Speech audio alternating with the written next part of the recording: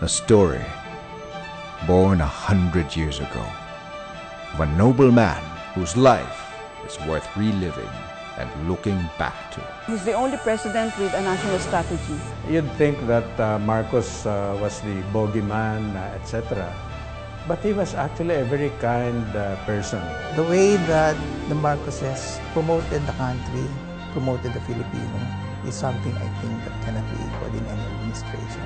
His story speaks of the great Filipino dream, a father of a nation, in conquest for absolute freedom, true justice, and real democracy for the Filipinos. The great slogan that he followed was, he wanted this nation to be great again.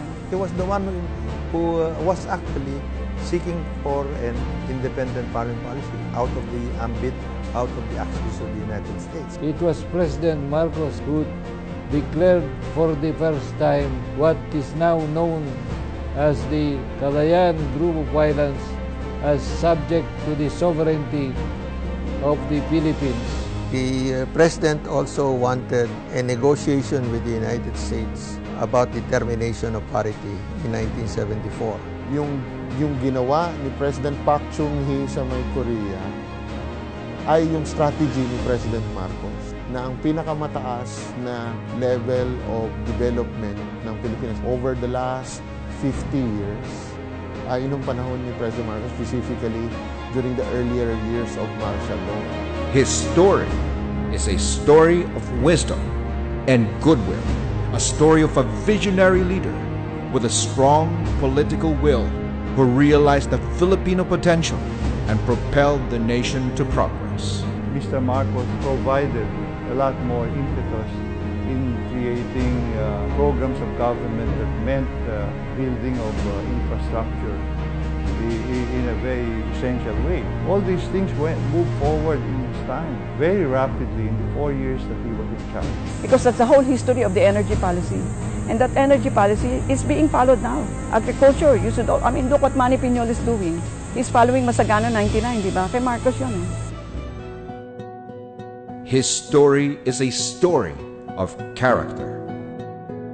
A war veteran who went to Bataan and picked up some soil and put it in a ziplock and sent it to you. Kinuha niya. Alam mo, nung pagkakuha niya, tumalikod sa akin, bumalik sa kwarto, tapos nakikita ko na lang yung kanyang shoulders. Umiiyak. Minsan, hindi ko nakita magalit. Pag medyo may problem, may crisis doon sa Makiki, tawagin niyo si Father, magsisimba na lang tayo. Pag may mga balita, minsan hindi ko nakita nagmura against the government. Basta tulungan na lang natin. Ganun. Isang malaking injustice kung mananatili sa isip ng marami na si Ferdinand hindi nagmahal sa bayan. He loved this country so much that he was willing to sacrifice the presidency when he could have definitely attacked the people there at EDSA. A story of a strong man whose life was reduced by a chapter of our history. I have proclaimed martial law in accordance with the powers vested in the President by the Constitution of the Philippines. Deklarang martial law to solve yung communist insurgency tsaka yung Muslim secessionism. Yung kaguluhan na yon, hindi naman si President Ferdinand Marcos ang nagdala o ang dahilan ng mga kaguluhan na yun. It was a phase when it was hip, uso ang lumaban sa gobyerno. A story born 100 years ago about life, leadership, and legacy waiting to be retold. Si Marcos talaga really made a mark in who we are in international politics. No? But if you compare what he did for our country during the time he was president, no one should ever be sorry that we had Marcos for a president. Kung ikumpara mo yung good points ni Marcos at saka yung good points ng ibang naging presidente natin mula sa kalingkingan yung iba. Since the Marcos administration, I don't know, have you really got it off the ground? Only history can rightfully judge President Marcos. This is history.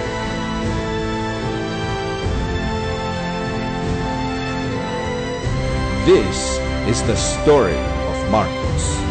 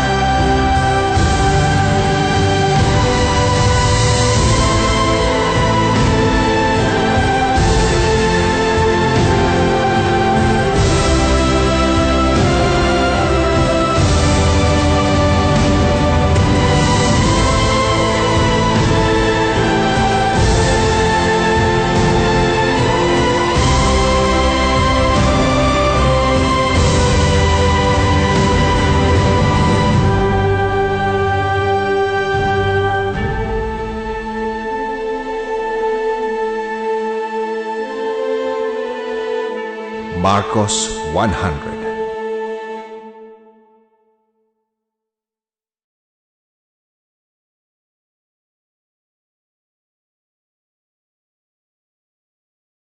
Thank you for watching.